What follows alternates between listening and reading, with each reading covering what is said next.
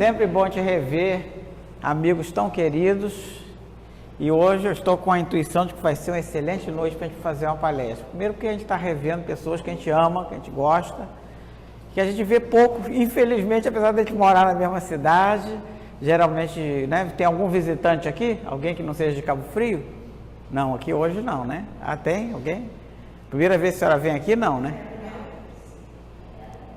É a primeira vez, mas não tô vindo para ficar. Ah, é? Que bom. Mas não é a primeira vez que você assiste uma palestra espírita, não é? Não. Ah, então tá ótimo.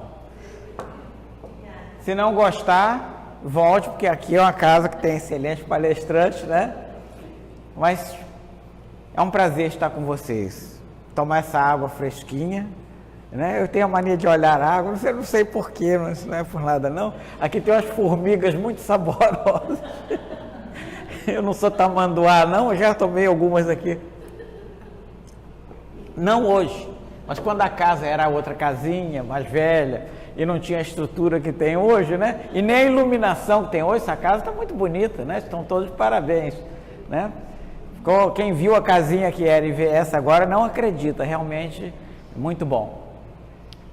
A escolha da felicidade, por que esse tema, né? Nessa época onde a gente vai chegando no fim do ano, já vivendo as dificuldades do ano e as alegrias também, né? Nós pesamos essas dificuldades e essas alegrias, mas a gente chega assim no final e acha que não passa de mágica. Tudo vai se renovar, que no ano que vem tudo vai ser diferente. Aquelas promessas todas que nós não conseguimos cumprir, nós vamos cumprir. E alguns até têm seus rituais, né? Nas suas ceias, e às vezes vão para a praia, sei lá, o clima mais ameno para renovar as suas promessas, e o ano vai passando, aí chegam os tropeços, as pedras às vezes são as mesmas, nosso pé já está até mais calejado, mas a gente acaba tropeçando nas mesmas pedras. E por que a gente faz isso? Por que de tacada a gente não escolhe logo a melhor opção? E por que às vezes a gente cai nos mesmos erros? É o que a gente aborda aqui, palestra baseada na codificação espírita, no livro dos Espíritos, e em algumas obras acessórias que a gente vai aqui citar no decorrer da palestra.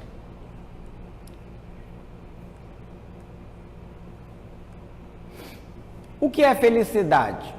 Será que felicidade é ter uma vida confortável, sem preocupações financeiras? À primeira vista pode até parecer. Nosso lado materialista nos diz que às vezes a felicidade pode estar num carro novo, pode estar num eletrodoméstico, numa joia, mas passa a empolgação, aquilo ali se vai. Ou talvez quando sair um modelo novo, aquele seu modelo de felicidade, ele já é renovado logicamente por uma outra coisa, porque aquilo já está velho, já não lhe atende. Então a felicidade pautada nas coisas materiais não funcionam muito bem, são efêmeras, elas passam muito rapidamente. Se fosse realmente felicidade, não haveria tanto suicídio em países com alto poder aquisitivo, em pessoas ricas, né, se suicidam, há brigas, né, as dissensões, briga em família. É difícil, mas isso aí mostra pra gente que os recursos materiais podem até nos trazer alegrias momentâneas, mas não são duradouras. A felicidade tem que ser outra coisa. Conviver em harmonia com familiares e amigos, de repente pode ser isso para a gente a felicidade. E realmente é o nosso objetivo, é amarmos uns aos outros, como Jesus nos ensinou. Mas amar uns aos outros pressupõe da gente seguir algumas outras regrinhas que também Jesus nos deixou. E que regrinhas são essas? Primeiro, é olhar para o outro como desejaríamos que o outro nos olhasse.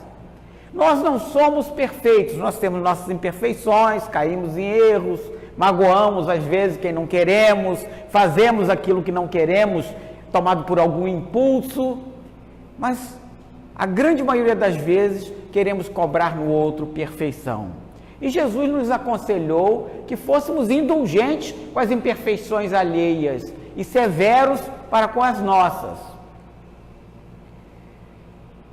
Viver um grande amor é o sonho de todo mundo, é viver bem, ter um parceiro, uma parceira, viver em harmonia com alguém.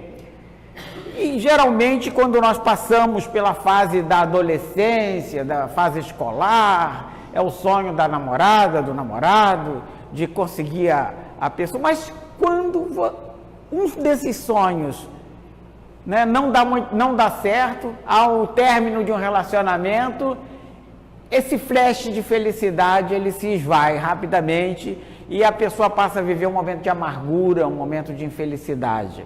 Então seria este, talvez, o modelo de felicidade para nós? É algo para a gente pensar e amadurecer. Comprar um objeto desejado, a gente já viu lá em cima nas realizações financeiras, mas agora no Natal é uma maravilha. As lojas de R$1,99 adoram, porque a gente dá presente, né, para aqueles,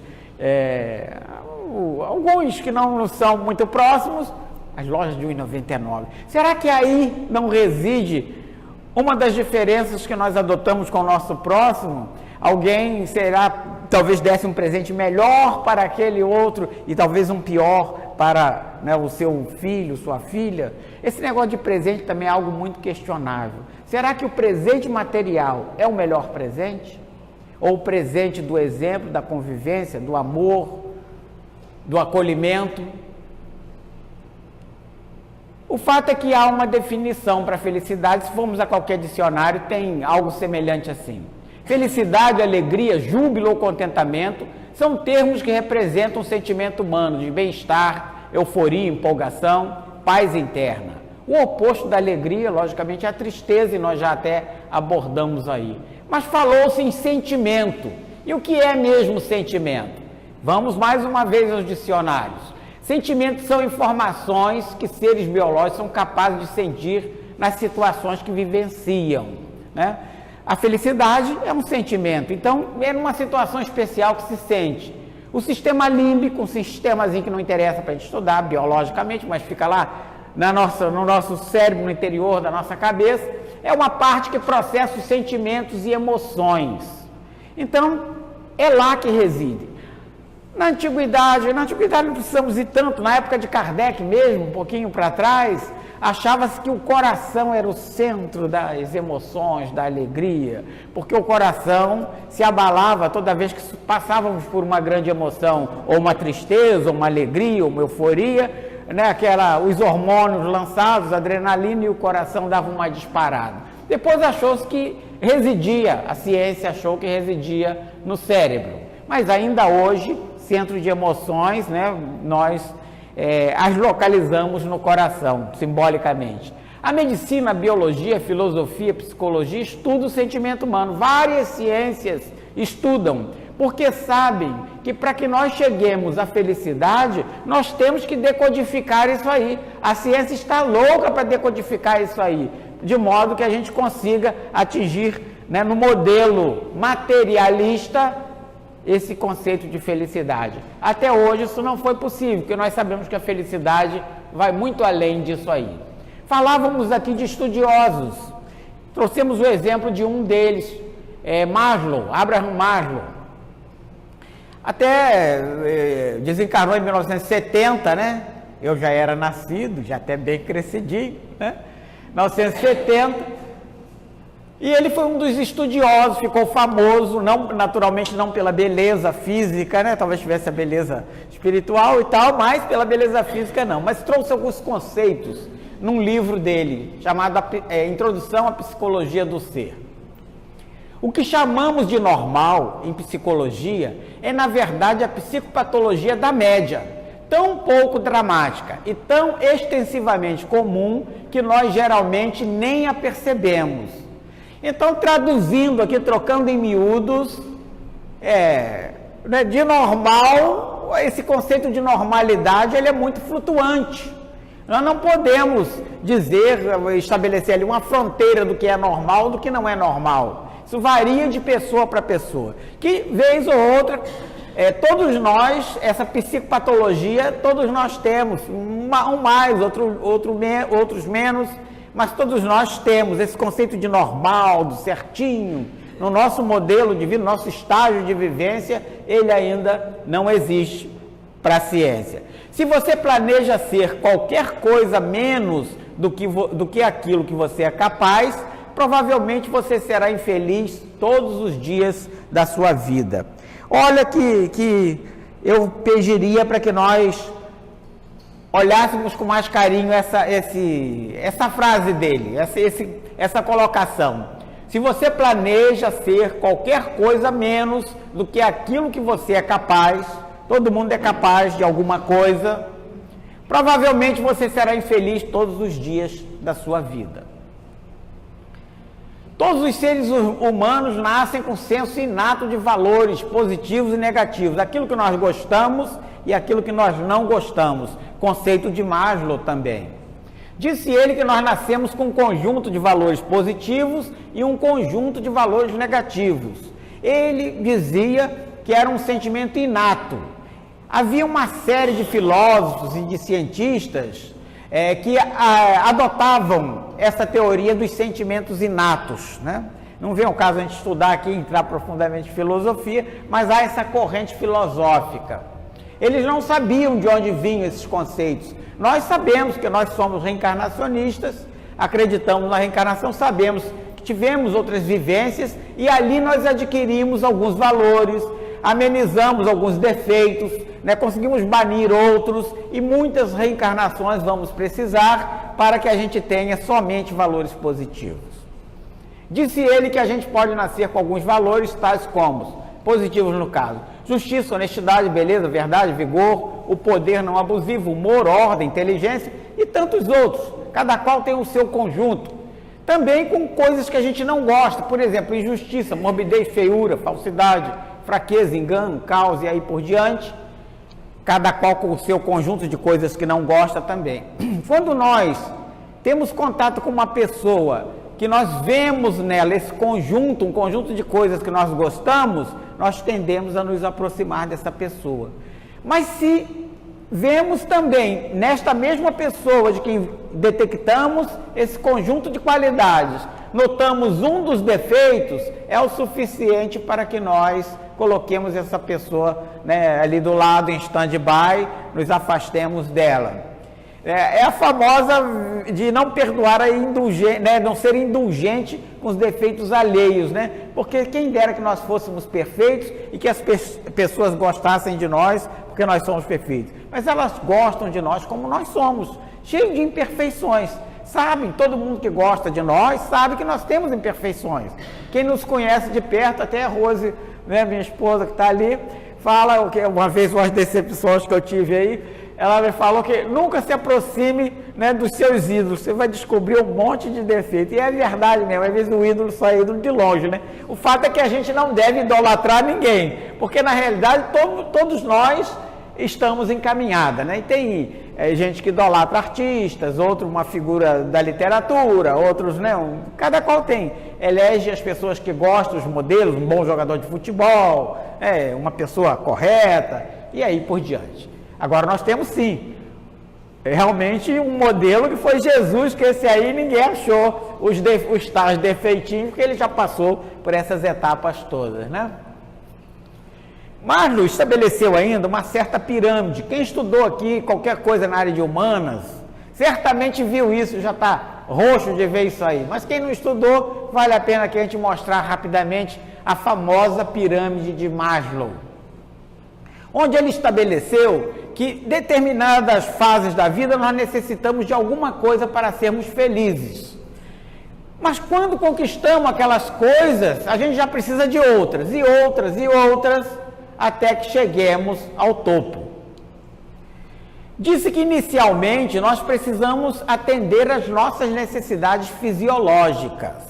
Então é um fato, se nós não estamos com as nossas necessidades fisiológicas atendidas, nós certamente estamos num momento de infelicidade, né? De problema qualquer. Quais são essas? Algumas delas. A respiração, comida, água, sexo, sono, homeostase, excreção. Qualquer animal irracional que seja, nós também somos animais, só que raciocinamos, mas qualquer animal irracional, ele necessita das mesmas coisas que nós, de atender às suas necessidades fisiológicas. Uma vez atendidas, para sermos felizes, nós precisamos de mais. A segurança do corpo, do emprego, de recursos, da moralidade, da família, da saúde, da prosperidade. Um pouco mais à frente, atendido aqui, mais maduros, nós precisamos da amizade, da família, intimidade sexual. A gente só vai subindo de fase. E notemos uma coisa, como uma pirâmide, por quê? Porque muita gente vai ficando pelo caminho, se contenta por aqui. Lembra-se daquilo que eu pedi para guardar, né? Que quem se contenta com algo menor do que ele é capaz, ele vai ser infeliz todos os dias da vida. Mais à frente a gente vai explorar. Atendida esta fase do amor do relacionamento, vem a fase da estima. Autoestima, confiança, conquista, respeito dos outros, respeito aos outros. E lá em cima, no topo, a realização pessoal. É o nosso objetivo. Todos nós queremos chegar nesse topo aí, da moralidade, da criatividade, da espontaneidade, onde é mais fácil solucionar os problemas, a gente já tem mais entendimento das coisas, ausência de preconceito e aceitação dos fatos, porque nós temos que aceitar aqueles fatos que nós não temos condição de mudar. Para exemplificar, nesta fase aqui, na raça humana, né, eu disse que os animais racionais também, mas as crianças estão nessa fase, nessa fase da vida aqui, né, pequenininhos, elas não passam para esta aqui, mas logo a seguir já passam. Aí é onde perguntar também, né? Mas aqui tem sexo e tal, e a criança necessita de sexo. Dizem aí os estudiosos que a fase da amamentação, o aconchego, o colo, etc., nessa criança já é um ensaio, né, sexual que ele começa a experimentar. Mas é isso aí, é caso para discutir com os psicólogos, né? Tem gente da área aqui presente, não tem? Então, é caso para abordar com eles. A segurança. Maiorzinha, ela já tem a segurança do corpo, do emprego, de recursos, da moralidade, da família, da saúde e da prosperidade. É a fase do egoísmo. Felizmente nós não passamos por isso, mas nossos filhos, né? Todo mundo passa por isso. É que a gente esquece, né, das coisas ruins que a gente passou na infância, que a gente era egoísta também, que a gente guardava o brinquedinho, que a gente não dividia com o colega às vezes as coisas, às vezes até comida, né? De brigar pelas coisas, porque é natural, é da fase evolutiva. Mais maduro já vem uma outra necessidade. A amizade, a família, a intimidade sexual.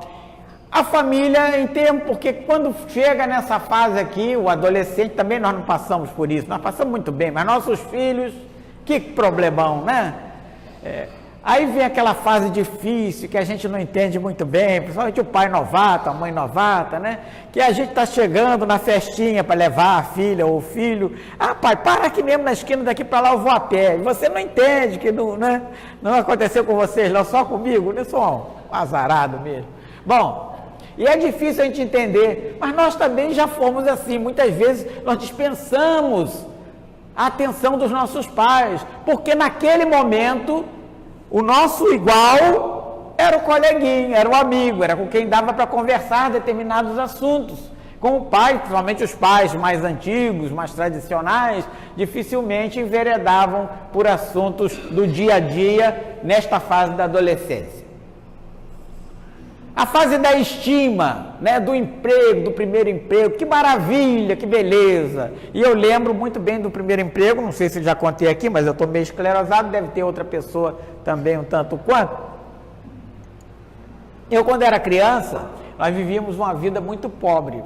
Eu andava muito para estudar, para chegar na escola, andava a cavalo, um bom pedaço, né? Acordava 3h30 da manhã, o ônibus só tinha 5 horas, pegava o ônibus e para chegar na escola chegava muito cedo, mas só tinha aquele ônibus, ficava esperando na porta da escola até abrir para estudar. E na hora da merenda, meus pais não tinham dinheiro para me dar.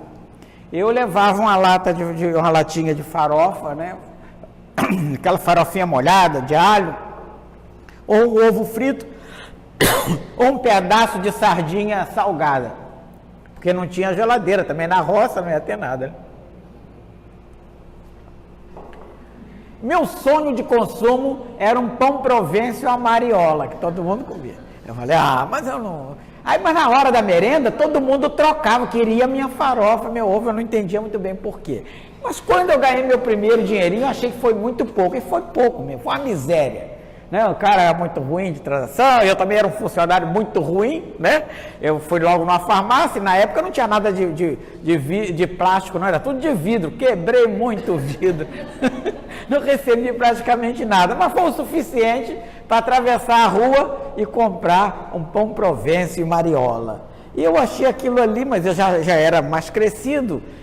Eu comi, mas sabe que não tinha aquele gosto que eu tinha na infância. Foi uma coisa meio sem gosto, meio sem nexo. Me deu uma saudade da farofa com ovo frito, que vou te contar uma coisa. Né? Mas é uma coisa muito boa. É a fase onde você ganha o primeiro dinheiro, onde você se sente cidadão, onde você não tem mais que pedir e não tem que explicar onde vai gastar. Né? É uma coisa muito boa essa conquista. É uma conquista que é uma fase marcante na vida do ser humano. Vem essa outra fase aqui, a fase da maturidade, né? E dizem até a melhor idade. Quem falou isso enganou, viu? Enganou. Enganou mesmo. Não era certamente idoso.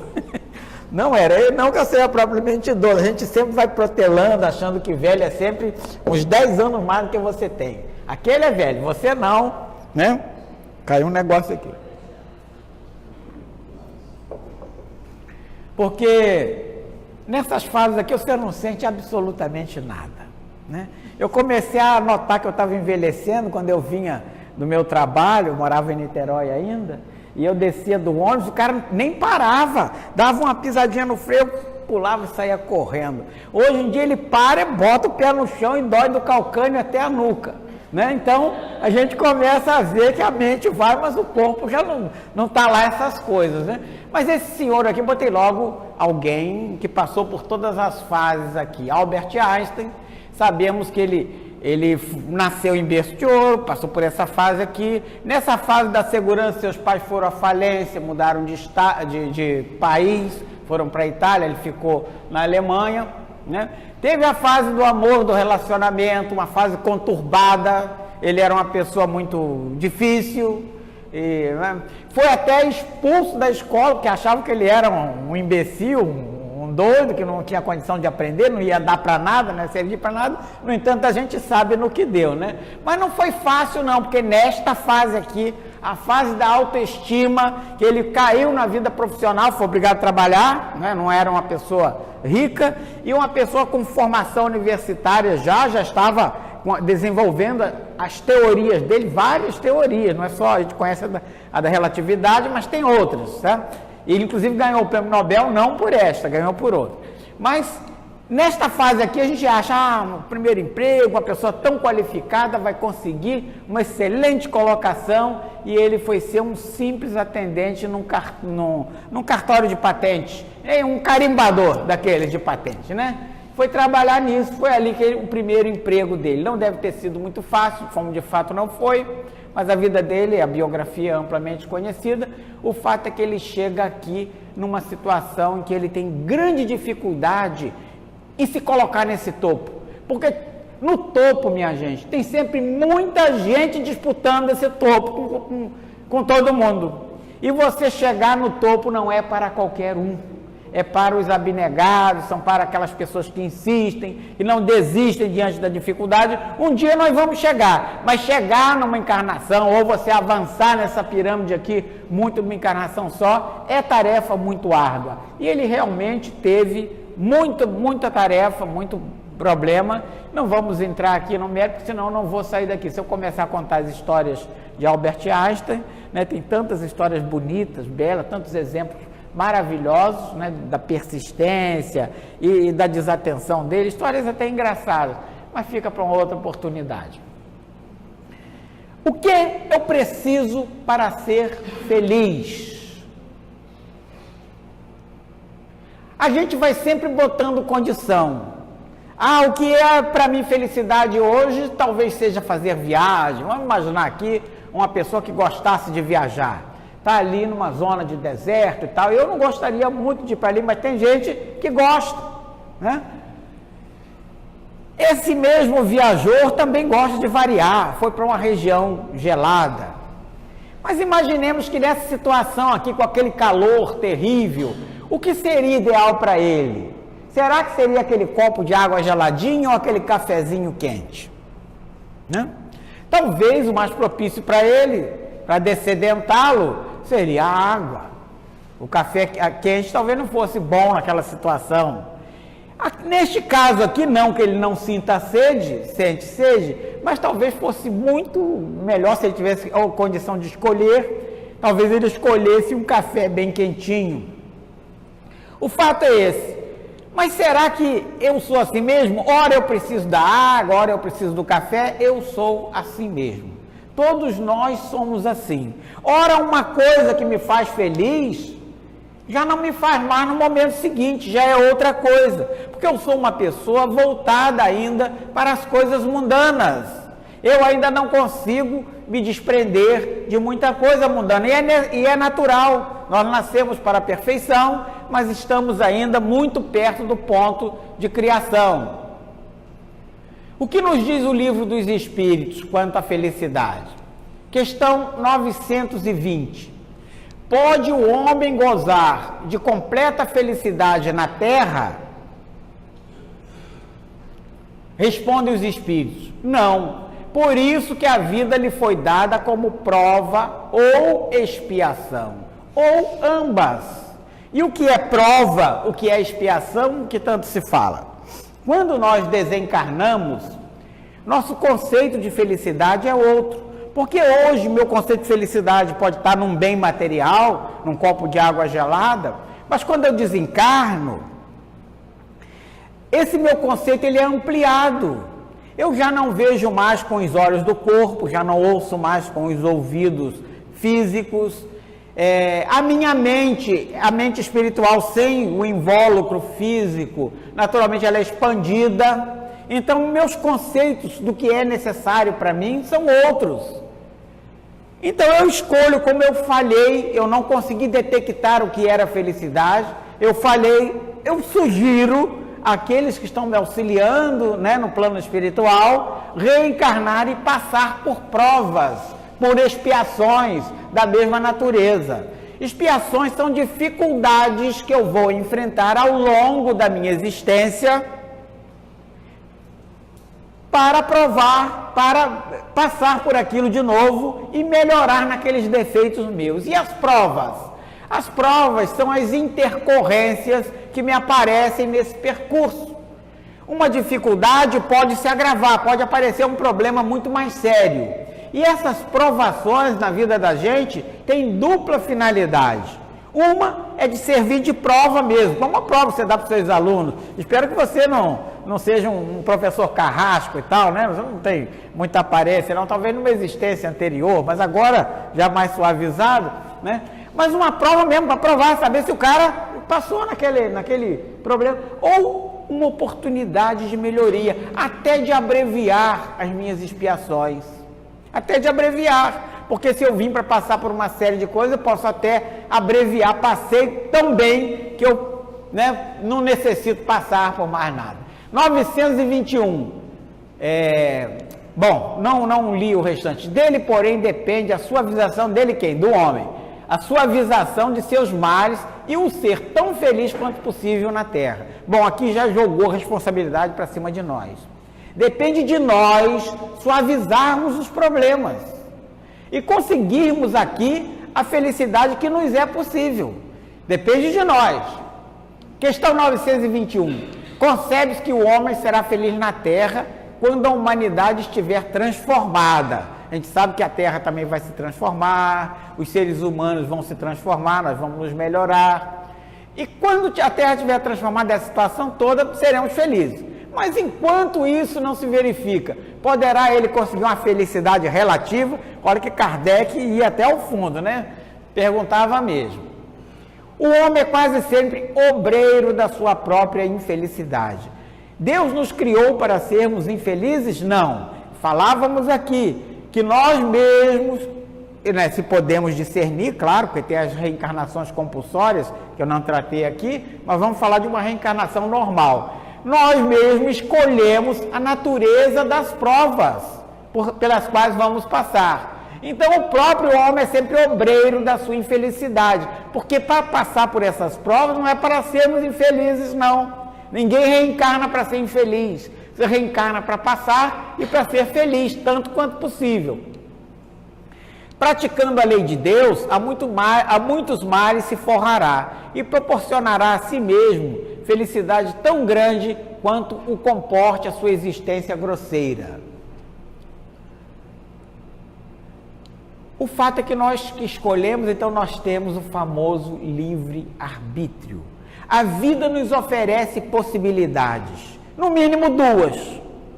E há sempre, eu posso escolher para onde eu quero ir.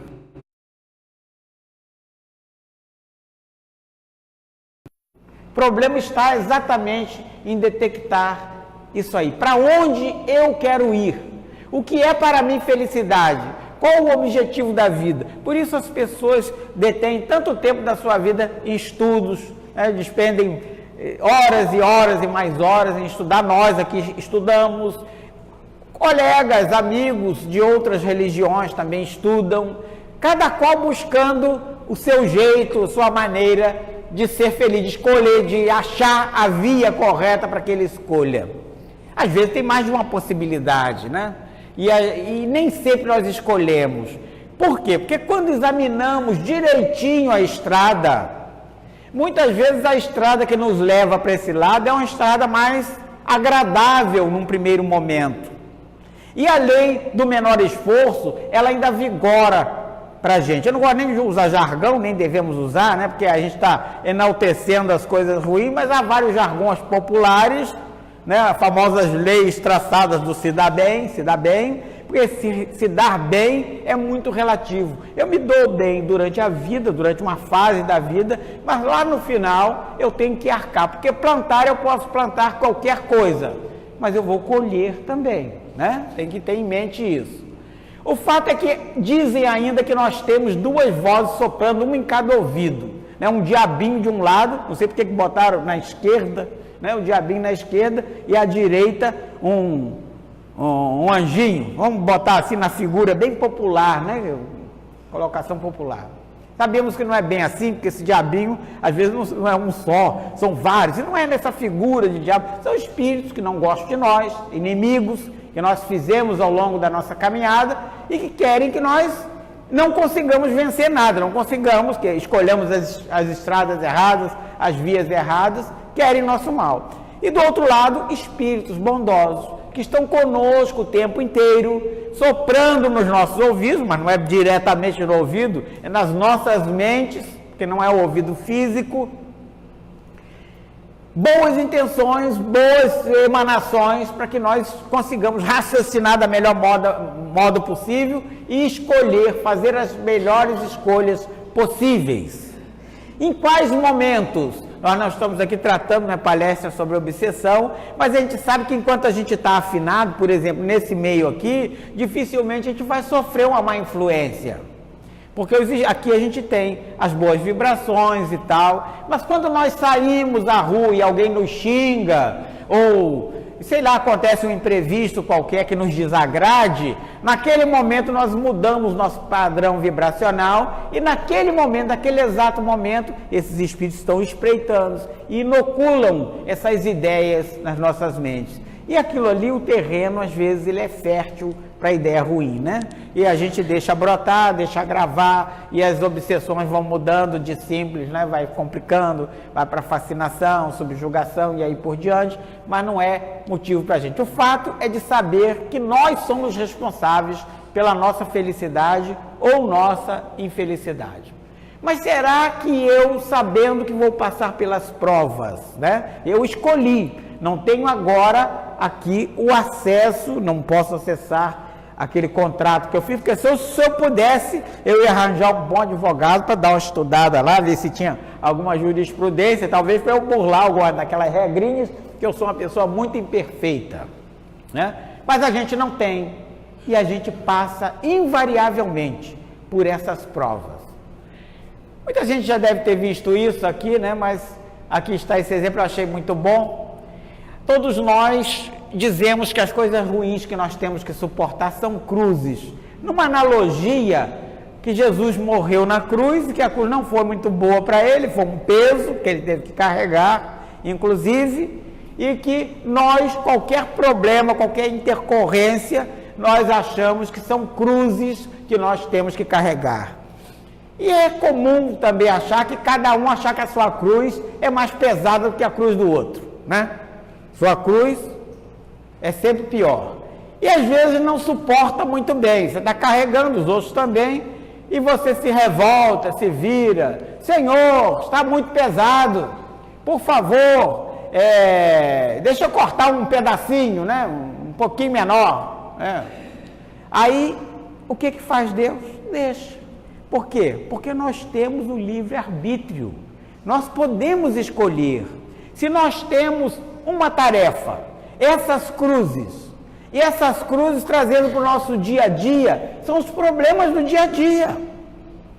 Talvez um parente difícil, talvez um familiar doente, um chefe difícil, uma prova muito difícil. E aí o que faço eu durante a vida? Uma prova muito difícil. Mas está difícil, mas fulano do meu lado estuda tanto. Eu vou sentar bem do lado, né, de fulano, porque fulano estuda, eu enxergo bem, levar meus óculos novos, vou olhar que é uma beleza, e ele vai fazer, eu vou, copio, famosa colar, né? Larguei um pedacinho da minha cruz pelo caminho. Aquele parente difícil que eu deixei para o meu irmão tomar conta, porque meu irmão é uma pessoa que tem mais tempo do que eu, ele está mais próximo, ele pode tomar conta. Larguei para ele um pedacinho da cruz que eu estou largando pelo caminho. Se meu chefe me pediu para fazer um curso para fim de semana e tal, eu achei que aquilo, vou perder meu fim de semana com a minha família, não vou fazer não. Aí o seu coleguinha, vou eu na vez dele, foi, né? Você largou o seu pedacinho da cruz pelo caminho e o outro pegou. E é sempre assim, a gente deixando os pedacinhos daquilo que a gente opta por não carregar. Enquanto todos vão levando com dificuldade, as dificuldades de praxe, a sua vida, talvez carregando um pouquinho mais, que o outro largou pelo caminho, o outro leva a vida dele mais facilmente, porque a cruz dele pesa menos do que as demais. Mas quem tem esse tipo de comportamento nunca está satisfeito com nada. Ele sempre quer deixar um pouquinho mais pelo caminho. E aí ele se vira para Deus, Senhor, por favor, corte um pouquinho mais, um pedacinho mais. Eu poderia carregar bem melhor, mais facilmente. Deixa eu cortar mais um pedacinho aqui, deixar por aqui mesmo. E o que faz Deus? Deus deixa. Porque a escolha é nossa. Eu escolhi carregar agora, fazer uma tarefa mais fácil. Poderia ter escolhido levar minha tarefa mais árdua, mas eu escolhi a tarefa mais fácil. E cortei e larguei pelo caminho. E alguém vai ter que carregar para mim, né? Aquele parente, meu irmão, vai ter que tomar conta mais uma vez. A outra prova, eu vou colar de novo, essa deu certo. A outra vai dar certo também, né? Meu chefe, outro curso. Manda fulano adora fazer esses cursos. Eu quero mais ficar com a minha família, curtir meu fim de semana. Deixa para lá. Mas até essas pessoas são agradecidas. Senhor, muito obrigado, né? Estou muito agradecido, e aí por diante. E assim, enquanto todos estão levando suas provas, suas vidas, com grande dificuldade, este Senhor que largou as suas coisas pelo caminho, ele leva a vida dele, né, na flauta. Leva na flauta, o famoso levar na flauta. Mas às vezes ele precisa, como ele estava com menos peso, chega diante das situações mais rapidamente. Se espanta, porque os outros chegaram depois, mas utilizam suas cruzes como pontes para atravessar os problemas. Naturalmente, isso é uma metáfora, né?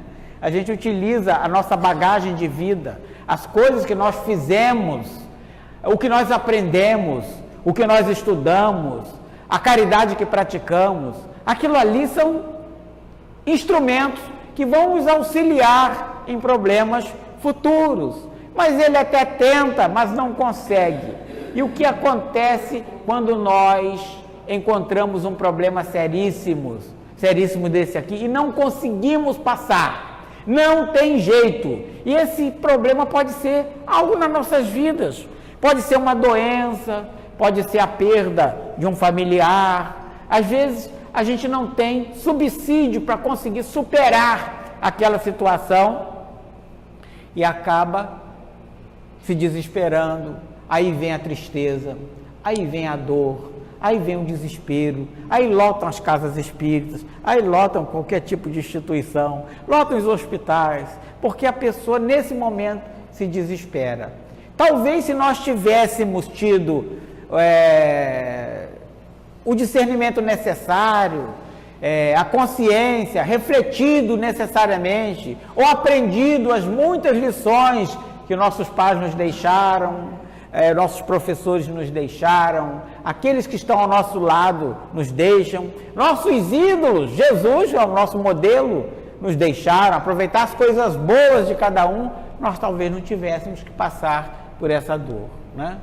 O fato é que as escolhas são difíceis, escolhas são realmente terríveis, e à primeira vista o mundo nos oferece coisas maravilhosas, e nós optamos por essas coisas, porque o que nos enche os olhos, num primeiro momento, vai nos alegrar o coração. Mas será que é assim?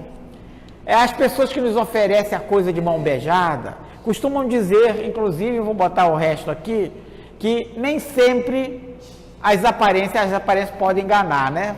Nem sempre é o que parece. Porque talvez... costuma-se dizer também no popular que esmola demais até o santo desconfia, né? Às vezes é coisa fácil demais. E nós estamos aí passando por problemas aí nos noticiários todos os dias. Diante das facilidades, pessoas se perdendo e tendo que arcar, né, com abismos enormes, os quais talvez eles tenham que demandar algum tempo em encarnações futuras para conseguirem bagagem suficiente para ultrapassar, né, esse desvio, né? Então a vida oferece, o dinheiro fácil, a droga, sei lá, o trabalho que você às vezes atropela uma outra pessoa, né? Somente quem é muito materialista, que acha que tudo vai se findar no final de uma existência, ele precisa daquela existência para conseguir tudo que ele acha que é possível, tudo que é necessário para a felicidade dele, e nesse afã de ser feliz, muitas vezes atropela aquele que está com ele encaminhado. Então a gente tem que analisar não as aparências, analisar, medir bem, analisar, comparar, ver as consequências a médio e a longo prazo, né? É difícil, ninguém está dizendo que é fácil, mas para isso nós temos ferramentas maravilhosas, nós temos ali livros da codificação, livros acessórios também, e nós temos aquelas pessoas que deram certo, nós temos que nos inspirar nos bons modelos. Será que eu tenho o necessário para ser feliz? Será que eu tenho? Bom, tem ali uma fazenda, isso aqui já até circulou também, mas eu vou aqui trazer esse exemplo. O dono de um pequeno comércio, amigo do grande poeta Olavo Bilac, certo dia abordou na rua e disse: Senhor Bilac, estou precisando vender o meu sítio que o senhor tão bem conhece. Será que poderia redigir um anúncio para o jornal? Olavo Bilac, famoso poeta, também era um escritor maravilhoso, então certamente um anúncio redigido por ele facilmente venderia este imóvel do amigo dele, um imóvel que ele bem conhecia, certamente venderia, porque seria um anúncio maravilhoso. E notemos que os anúncios de antigamente mesmo, na época de Bilac, eram uns anúncios muito bem elaborados, né? Era uma coisa que dava gosto até de ler, uma peça, uma obra. E ele escreveu, apanhou o lápis e papel e escreveu: vende-se encantadora propriedade, onde cantam os pássaros ao amanhecer no extenso arvoredo, cortada por cristalinas e merejantes águas de um lindo ribeirão. A casa, banhada pelo sol nascente, oferece a sombra tranquila das tardes na varanda. Olha que anúncio bem redigido, né? A casa ganhou até um coloridozinho, né? É outra coisa, é outro anúncio. A casa fica até mais bonita quando um anúncio é bem feito. E olha que a gente às vezes compra muita coisa por anúncio, né? Já viram sanduíche no McDonald's, né? Beleza, né? Mas quando vem, não é o anúncio, não é bem o anúncio. Mas no caso aqui era. No caso aqui era. Mas aí, mais tarde, né, um poeta se encontrou com um comerciante, passou um tempo, e perguntou se ele já tinha vendido o sítio. E então ele disse: nem pensei mais nisso, disse o homem. Depois que li o anúncio é que percebi a maravilha que tinha. Né, gente? E às vezes a gente tem os recursos à mão. A gente já tem tudo que necessita. A gente tem tudo que precisa para ser feliz. A gente tem amigos, a gente tem, né, um abrigo, a gente tem um alimento. Nós temos uma cidade maravilhosa, estava vendo hoje no noticiário, pouco antes de vir para cá. Lá estava uma cidade cheia de catástrofe, né? Passou na TV, com ventos, com furacões e tudo. Nós não temos nada disso aqui. Que paraíso que a gente está e a gente não se dá conta, né?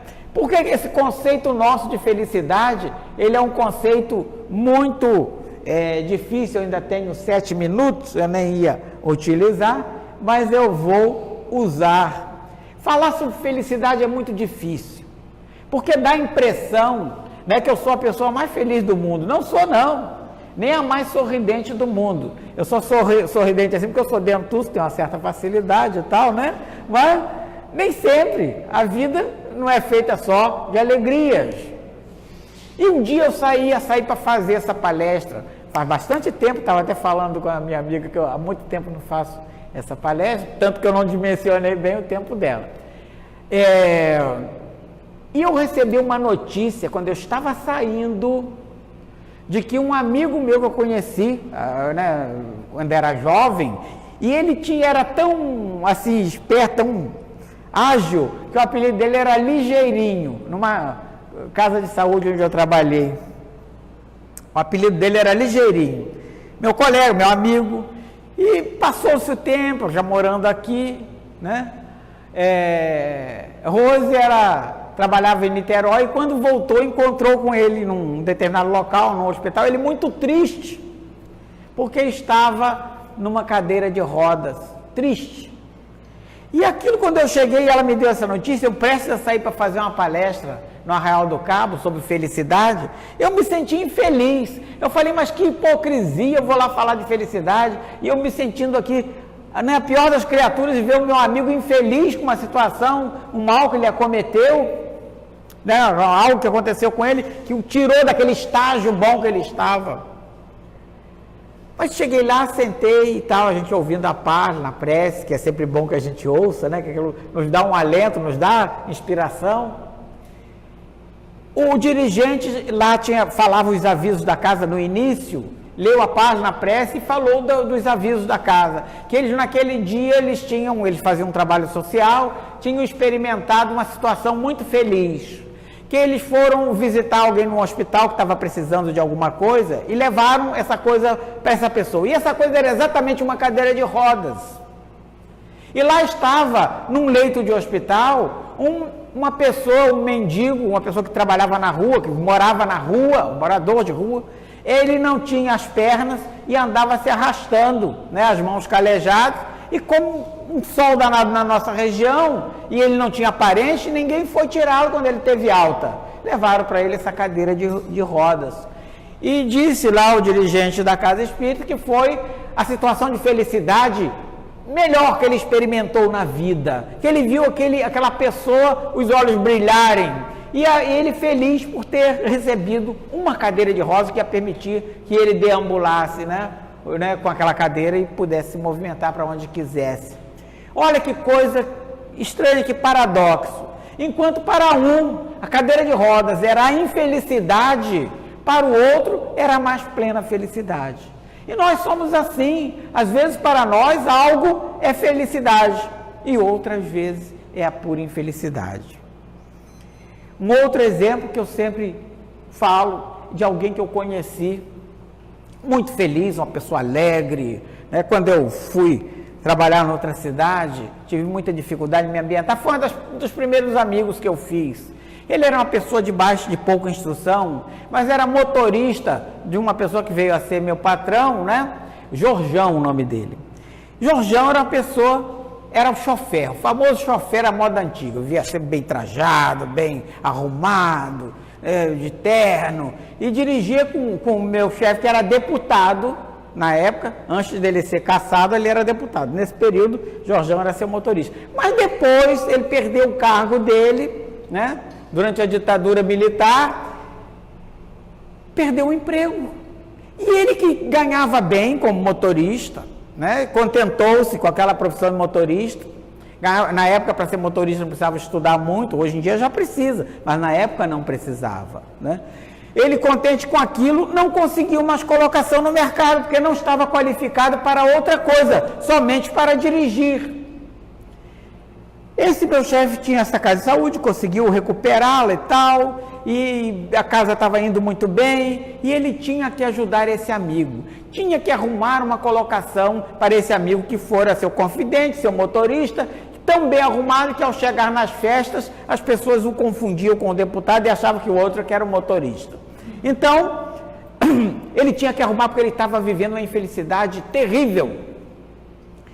E veio o Jorjão trabalhar na casa de saúde. Mas nessa hora já foi trabalhar como porteiro e ficava atrás daquele balcão.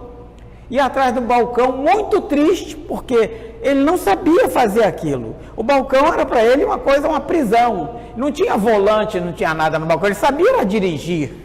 Não estava qualificado para atender as pessoas. E começaram a reclamar dele. Ora, mas eu chego aqui, está sempre esse moço mal-humorado, me atende mal, me atende de cara feia. Como fazer? Aí o chefe o chama, dá uma bronca nele e falou que ele ia ter que, a partir dali, sorrir, porque se ele não sorrisse, ele ia ser demitido. Tinha que rir de qualquer jeito.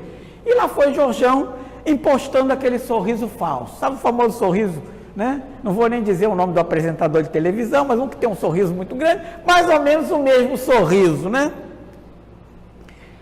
Todo mundo que chegava, ele chegou muito bem. Chegou o cara todo arrebentado, braço quebrado e tal. Seja bem-vindo, meu amigo, recuperado e tal. Botava sentado, ele precisava do emprego e tal. E quando o cara ia sair, todo estrupiado, o dia na tipóia, volte sempre, volte sempre. Quem é que quer voltar no hospital numa situação dessa? Ninguém quer, né? Mas ele tentava agradar o máximo possível. Certa vez chega uma senhora desesperada, tinha dado entrada uma atropelada, e a moça veio desesperada, vieram os familiares também, e ela mais à frente, correndo, afoita, moço, deu entrada aqui, minha mãe deu as características, uma senhora assim, assado, fulana de tal, ele, com aquele sorriso, né, deu-se senhora, e já faleceu, né, e com isso, a dona também caiu para trás, coitada, né, estirado, os familiares quiseram linchar Jorjão, olha, não queria desencarnar também, perna para quem te quer, né? Largou a portaria sozinho, partiram em cima dele, não pegaram, que ele tinha pernas altas, né? Ele era bem forte e tal. Bom, o fato é que Jorjão teve que ser readaptado, né? O chefe não ia mandá-lo embora, porque ele era amigo, afinal de contas, e readaptaram mesmo. Ele passou a tomar conta da capela funerária. Lá falecia muita gente, né? E parece que nenhum cliente mais reclamou de Jorjão, porque não teve mais reclamação, né? Bom, o fato é que, se nós nos contentarmos com uma posição intermediária, possivelmente nós seremos infelizes o resto das nossas vidas. Portanto, nós temos que aproveitar as oportunidades. Joana de Ângeles nos diz, num livro Episódios Diários, é um pequeno trecho: o homem que executa com prazer seus deveres e sabe transformar as situações difíceis, dando-lhes cor e beleza, supera os impedimentos e facilita a realização de qualquer empresa. Dúvida nenhuma, porque realmente isso é verdade. A alegria desse modo resulta de uma visão positiva da vida, que se enriquece de inestimáveis tesouros de paz interior. Viver deve ser um hino de júbilo para todos quantos se movimentam na terra. Coloca o toque da alegria nas tuas realizações e elas brilharão, atraindo outras pessoas que se sentirão comprazidas em poder ajudar-te, estar contigo e participar das tuas tarefas. Se tiver de cara feia, não vai arrumar ajudante nenhum, não. Tem que estar com a cara legal. Nesse momento, em todos os teus dias, se alegre, demonstrando, nesse momento, como em todos os seus dias, se alegre, demonstrando gratidão a Deus por estares vivendo. É uma oportunidade sem conta. E para encerrar, levemos para casa esse poema maravilhoso de Vicente de Carvalho, sobre a felicidade. Felicidade, só a leve esperança em toda a vida disfarça a pena de viver, mais nada. Nem é mais a existência resumida que uma grande esperança malograda. O eterno sonho da alma desterrada, sonho que traz, ansiosa e embevecida, é uma hora feliz sempre adiada e que não chega nunca em toda a vida. Essa felicidade que supomos, árvore milagrosa que sonhamos, toda arreada de dourados pomos, não quer ir à frente. Dê um toque aí, minha filha, que essa felicidade é exatamente a conclusão ali. Não foi? Clica aí para avançar. Não foi. Tá vendo? Tá ali. É porque felicidade é uma coisa difícil. Essa felicidade que supomos, árvore milagrosa que sonhamos, toda arreada de dourados pomos, existe sim. Mas nós não a alcançamos, porque está sempre apenas onde a pomos, e nunca pomos onde nós estamos. Muita paz, meus irmãos, que Jesus nos ilumine e nos ajude a encontrar o caminho da felicidade. Olha que essa felicidade foi difícil.